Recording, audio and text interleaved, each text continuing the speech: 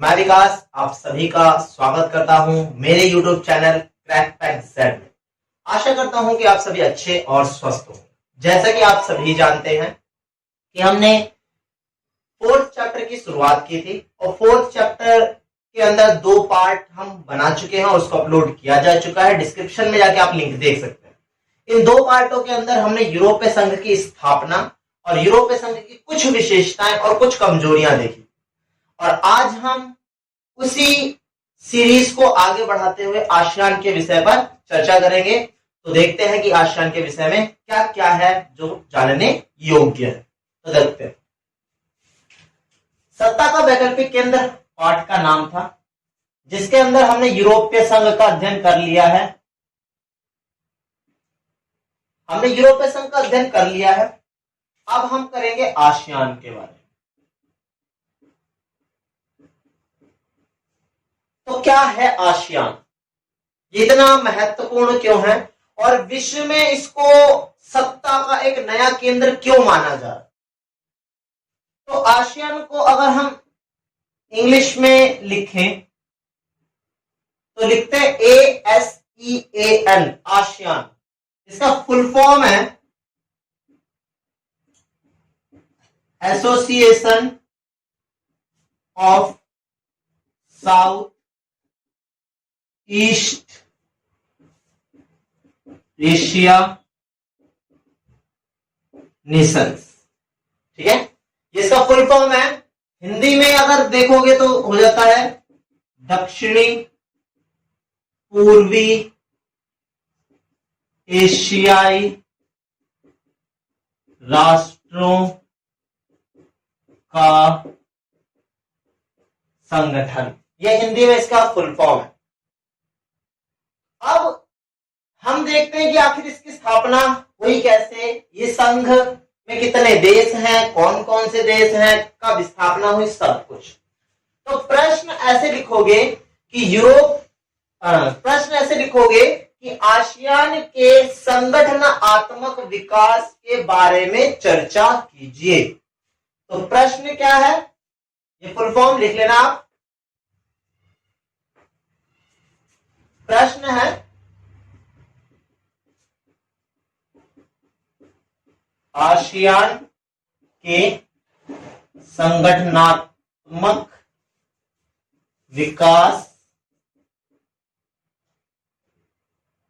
की चर्चा कीजिए कि उसका विकास हुआ कैसे, ये संगठन उभर कर कैसे आए, संगठन इतना मजबूत कैसे हुआ।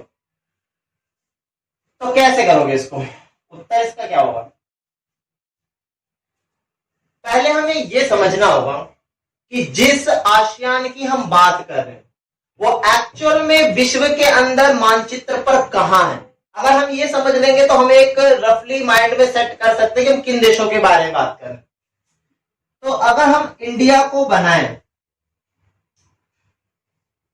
ठीक है, ऐसे रफली हमारा इंडिया है और इधर आप देखोगे कि हमारा म्यांमार है, इधर आप देखोगे हमारा वियतनाम है, इधर आप देखोगे हमारा थाईलैंड है, फिर इधर आपका हल्का सा मलेशिया है, ये आपका सिंगापुर है, ये आपका इंडोनेशिया है, ऐसे ऐसे करके। फिर यहाँ पे आपका फिलीपींस टापुओं में बसा हुआ है, काफी सारे यहाँ पे छोटे छोटे टापू हैं। ठीक है, यहाँ पे भी छोटा सा, मतलब यहाँ पे क्या है, ये आपका म्यांमार है, ये आपका वियतनाम है, ये आपका थाईलैंड है, ठीक है, ये आपका मलेशिया है, ये सिंगापुर है,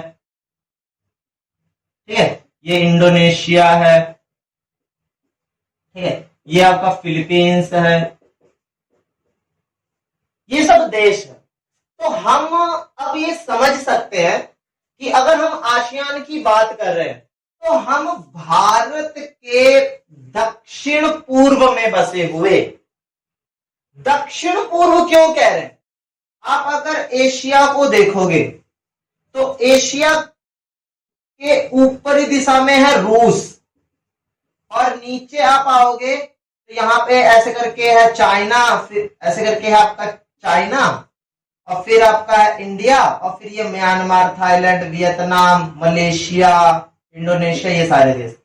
और इधर है आपका Pakistan, Afghanistan, Iran, Iraq, Uzbekistan, Kazakhstan, Turkmenistan, ऐसे काफी सारे देश, हमारे 36-37 देश है एशिया के अंदर। तो अगर आप एशिया को 4 भागों में बांटते हुए देखो, अगर आप एशिया को 4 भागों में बांट देते हो, तो ये ऊपर का हिस्सा उत्तर कहलाएगा, ये दक्षिण कहलाएगा, ये पश्चिम कहलाएगा और ये पूर्व कहलाएगा। तो ये वाला जो हिस्सा है, ये इंडिया वाला जो हिस्सा है, इंडिया के साथ आस वाला, एक तो ये नीचे है दक्षिण में और एक तो ये इधर है पूर्व में। तो एक्चुअल में देखा जाए तो ये कहां नजर आ रहा है, दक्षिण और पूर्व में।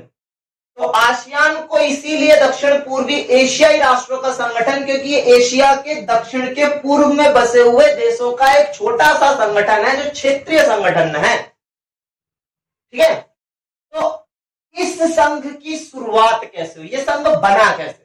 तो चलिए देखते हैं। जब हम ये समझ चुके हैं कि हम आसियान विश्व में कहां पर बसा हुआ है, इतना तो हम समझ ही चुके हैं। अब इसके संगठन का विकास देखते हैं कि आखिरकार इसके संगठन का विकास हुआ कैसे।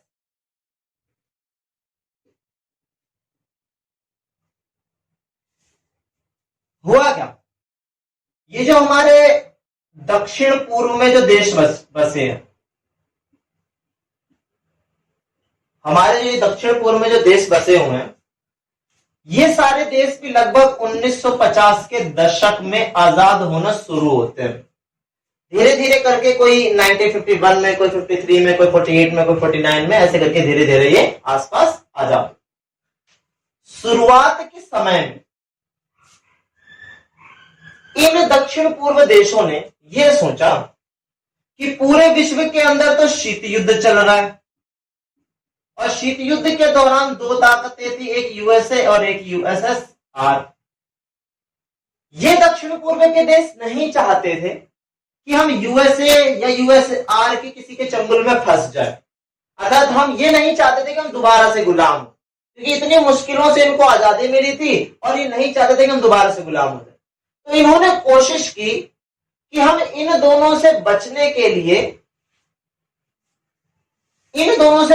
लिए गुट निरपेक्षता की सहायता लेंगे, क्योंकि वर्ल्ड के अंदर यूएसए और यूएसएसआर के बाद सिर्फ एक ही संगठन था, वो था गुट निरपेक्षता, जो स्वतंत्र राष्ट्रों को उसकी स्वतंत्रता बरकरार रखने में प्रयास करवा रहा था और गुटों से बचा रहा था। तो आसियान अर्थात दक्षिण पूर्व के कुछ देश, 4-5 देश, गुट निरपेक्षता का जब भी सम्मेलन होता तो उसमें शामिल होते। तो इन दक्षिण पूर्व देशों की एक विचारधारा थी, एक लक्ष्य था, एक विचारधारा या कहो एक लक्ष्य था कि इनका यह मानना था कि हमें अपनी आर्थिक स्थिति पर ध्यान देना चाहिए और अपनी आर्थिक स्थिति को देखते हुए हमें आगे बढ़ना चाहिए।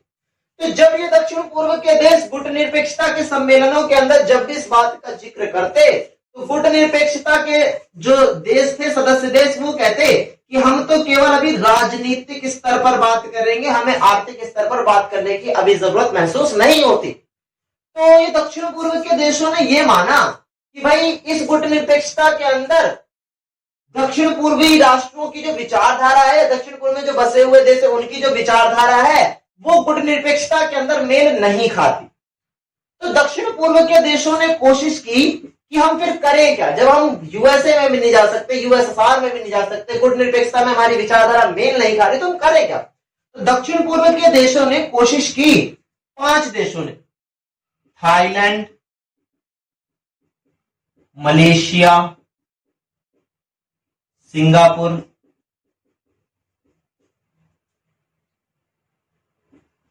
इंडोनेशिया,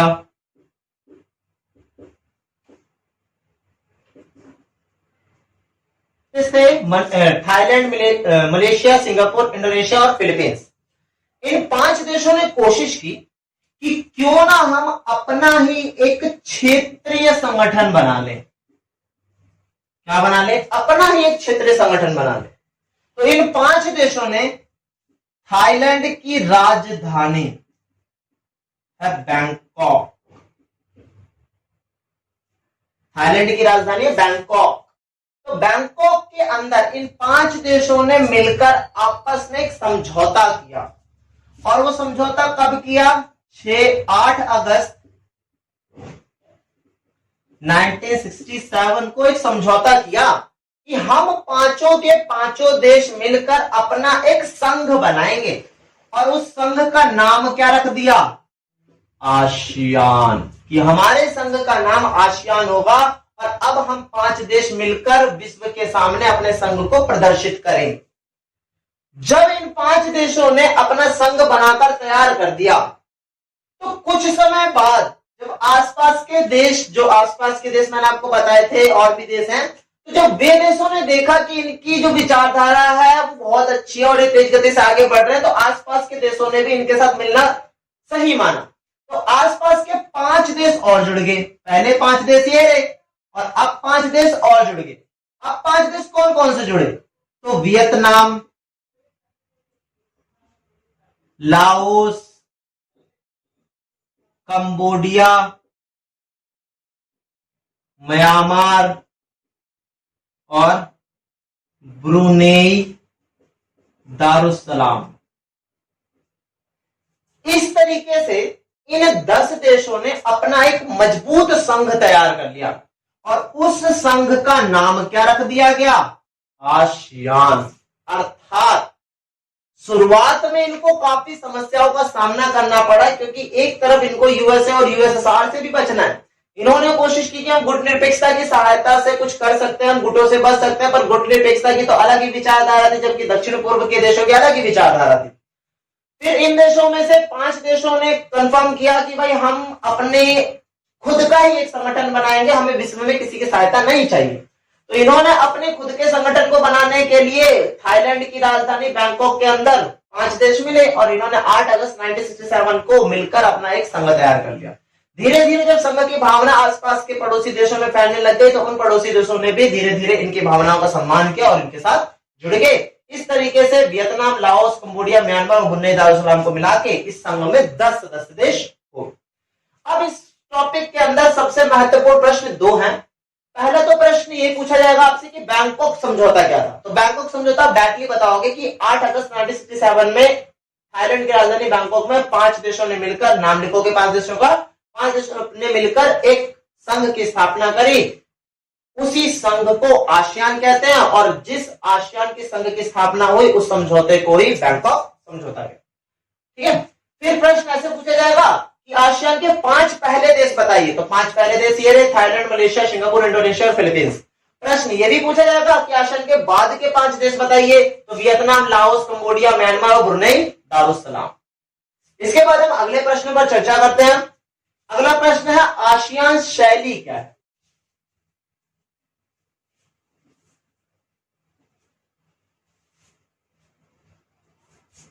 प्रश्न क्या था? प्रश्न है आसियान शैली क्या है। अब शैली का अर्थ क्या होता है? शैली का अर्थ होता है तरीका, कि आसियान का तरीका क्या है, आसियान कैसे चलना चाहता है, आसियान कैसे अपने आप को बढ़ाना चाहता है, कैसे अपने आप को विकसित करना चाहता है। तो आसियान शैली क्या है? तो 2 टूक शब्द हैं, कोई भी फेर बदल नहीं हो सकता, जैसा लिखा गया वैसा ही आपको लिखना पड़ेगा, तभी एग्जामिनर आपको नंबर देगा। अनौपचारिक, अनौपचारिक, टकराव रहित, सहयोगात्मक, मेल मिलाप का एक उदाहरण जिसमें राष्ट्रीय व संघ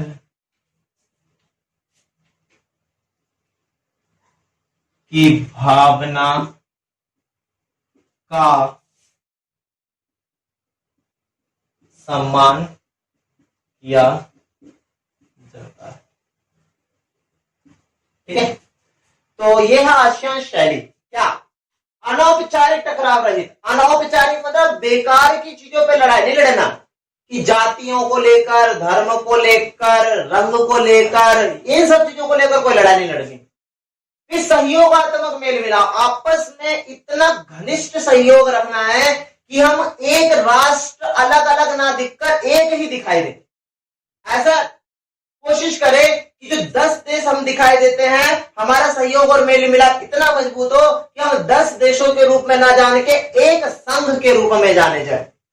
फिर एक उदाहरण जिसमें राष्ट्रीय व संघ की भावना, अर्थात इसमें शामिल 10 के 10 देश अपने राष्ट्र की भावना का सम्मान करेंगे, साथ ही साथ अपने संघ की भावनाओं का सम्मान और उसकी बढ़ोतरी के लिए प्रत्येक जो प्रयास किए जा सकते हैं उसमें कदम उठाने का प्रयास करें। इसकी भावना का सम्मान करना ही क्या है? आसियान शैली।